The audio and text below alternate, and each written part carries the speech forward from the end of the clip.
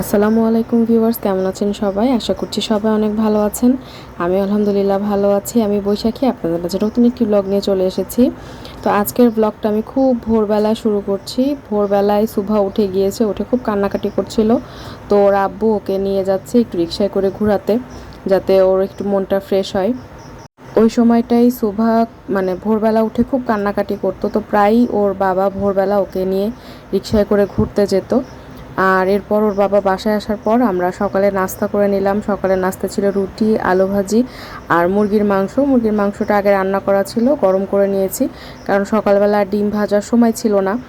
আর এরপরে দুপুরবেলা খুব সিম্পল রান্না করেছি, জাস্ট আলু পোস্ত রান্না করেছি। এছাড়া বাকি রান্না সব ফ্রিজে আছে, গরম করে খাবো। আর শুধু ভাতটা রান্না করতে হবে, কারণ সুভা একটু অসুস্থ ছিল, এই কারণে আর বেশি রান্নাবান্না করি নাই, ওকেই সময়টা দিয়েছি।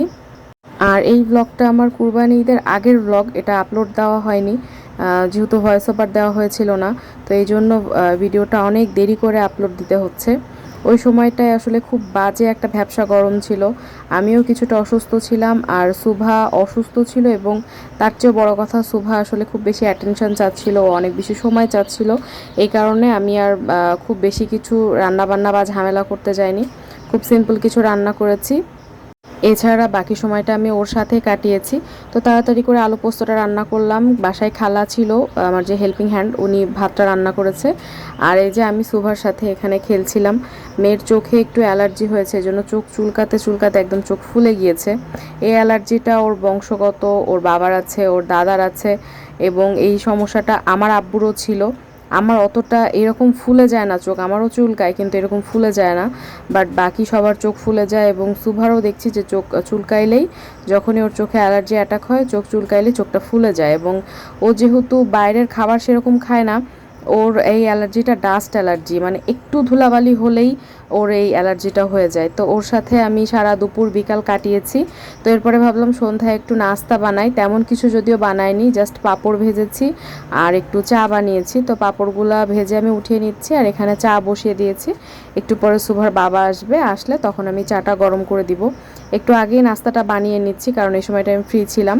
তো আজকে সন্ধ্যার নাস্তায় চানাচুর মাখিয়েছিলাম, কারণ আর কিছু রান্না করতে ইচ্ছা করছিল না, জাস্ট চানাচুরটা মাখিয়ে নিয়েছি, পাঁপড় ভেজেছি আর চা। আর আম ছিল, কারণ ওই সময়টাই আম আমরা খাচ্ছিলাম, আমাদের বাসায় আম ছিল। আর কাঁঠালটা আমার পাশের ফ্ল্যাটের ভাবি দিয়ে গেছেন। আর সারা দিনের ভ্যাপসা একটা গরমের পর এই যে রাতের বেলা হালকা করে একটু বৃষ্টি হয়েছে, যদিও এইটুকু বৃষ্টিতে গরম তেমন কমে না, ওই বৃষ্টির সময়টুকু হয়তো বা একটু কম গরম লাগে, বৃষ্টি থেমে গেলে আবারও সেই প্রচণ্ড গরম লাগে। আর আজকে যেহেতু রান্নাবান্না কিছু করিনি, ফ্রিজে এই খাবারটা ছিল, চাইনিজ ভেজিটেবল, তারপরে ফ্রাইড রাইস, চিকেন ফ্রাই, এগুলো ছিল, কারণ আগের দিনে রান্না করা এগুলো রান্না করেছিলাম। তো খানিকটা থেকে গিয়েছিল, ওগুলো নিয়ে আমি আর সুভার বাবা একটু রাইস বোলের মতো সাজিয়ে নিয়েছি, যেহেতু সন্ধ্যায় ভারী নাস্তা করেছিলাম, রাতে আর তেমন কিছু খাওয়া লাগে নাই, অল্প একটু ছিল, ওইটাই খেয়ে নিয়েছি।